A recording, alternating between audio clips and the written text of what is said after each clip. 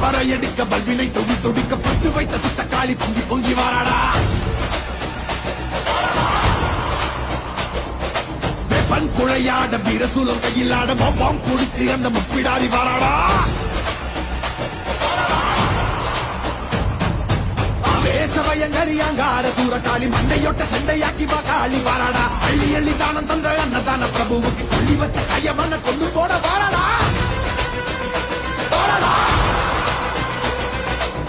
உள்ள கொண்ட அந்த விண்டன செதறடிச்ச கள்ளமான கொண்டவ கதை முடிக்க வாராடா. உருக்கி கொடையடிச்ச புத்தமன் உயிர் எடுத்த பாதக இடுப்பொடைக்க பத்திரகாளி வாராடா.